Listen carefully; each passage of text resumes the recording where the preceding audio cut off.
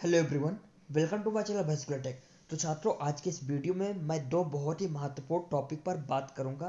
पहला टॉपिक है यूएफएम को लेकर जो छात्रों के मन में परसेप्शन और डर बना हुआ है, तो क्या यह डर जायज है या फिर क्या सच्चाई है, इस पर मैं बात करूंगा। दूसरा टॉपिक है एकेटीयू में बैक को क्लियर कराने के लिए बहुत ही ज़्यादा फेसबुक पर पोस्टें अपलोड होने लगी है, उसकी क्या सच्चाई है, छात्रों को इस जाल में फंसना चाहिए या फिर नहीं फंसना चाहिए, इस पर मैं बात करूंगा।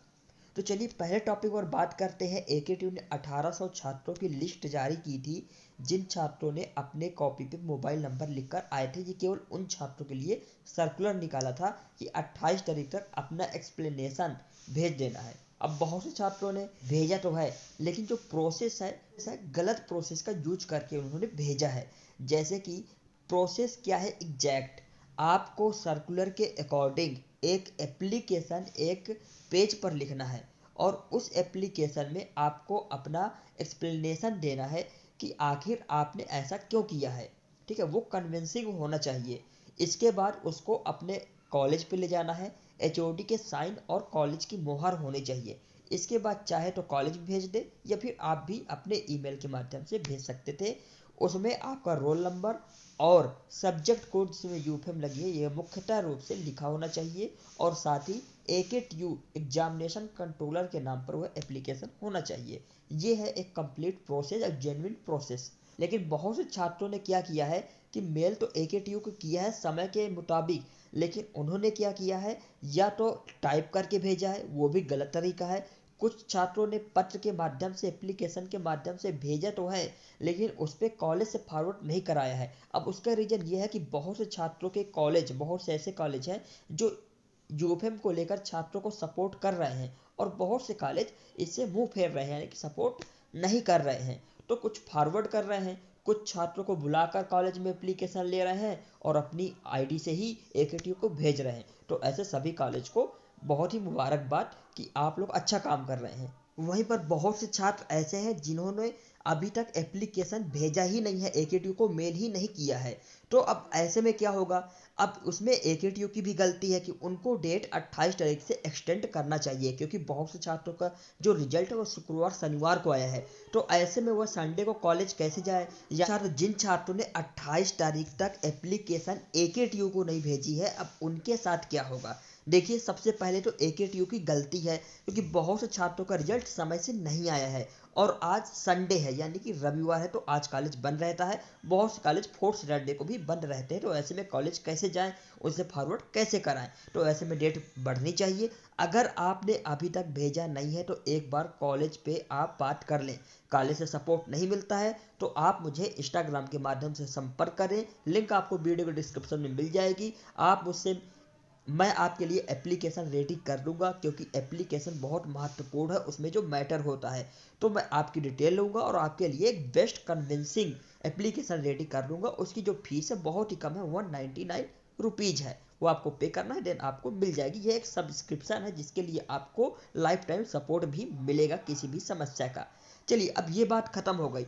अब बात आती है कि उन छात्रों को क्या होगा जिनको यूफेम के तहत फॉर्म भराया गया था, चीटिंग करते हुए पकड़ा गया था। उनके लिए तो कोई सर्कुलर नहीं आया है।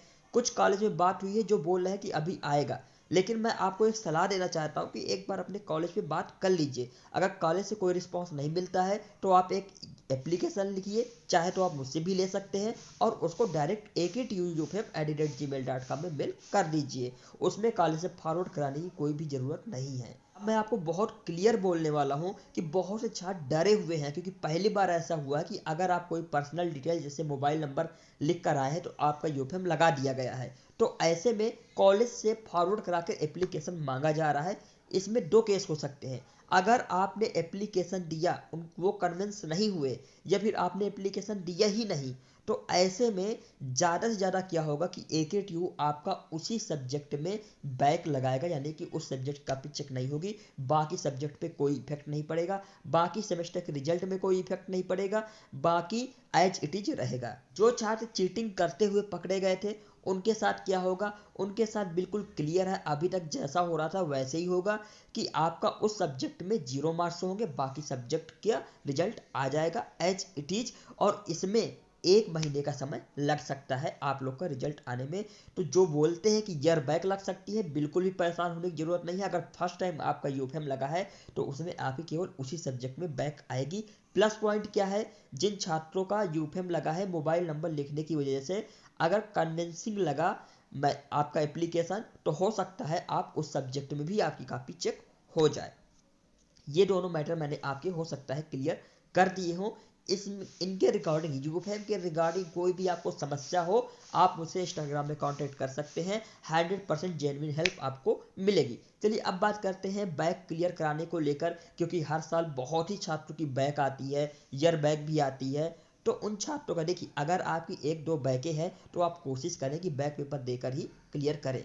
फाइनल ईयर में है, पास आउट होगा है, बैक क्लियर नहीं हो रही, वाइब भी लगी है, ऐसे केसेस में उनसे अच्छा है, क्योंकि आप फेसबुक में जाएंगे, बहुत से लोग पोस्ट डाले हैं, 4,000-5,000 रुपए ले लेंगे, आप भी मजबूरी बस दे देंगे, लेकिन उसमें आपकी क्लियर नहीं होगी, ब्लॉक कर देंगे। तो ऐसे में मैं कहता हूं कि आपको सेटिस्फैक्शन के लिए आप मुझसे एक बार बात कर लीजिए इंस्टाग्राम में, जो उचित सलाह होगी मैं आपको प्रोवाइड कराऊंगा। जो भी हेल्प हो पाएगी मेरी तरफ से मैं आपको प्रोवाइड कराऊंगा। फिलहाल आज के इस वीडियो को यहीं पर समाप्त करते हैं। लिंक आपको वीडियो के डिस्क्रिप्शन में टेलीग्राम की भी मिल जाएगी, उस पर आप ज्वाइन होइए, कोई भी इन्फॉर्मेशन सर्कुलर आएगी वो आपको मिल जाएगी। Wish you all the best, keep watching and subscribe channel for more videos. Thank you.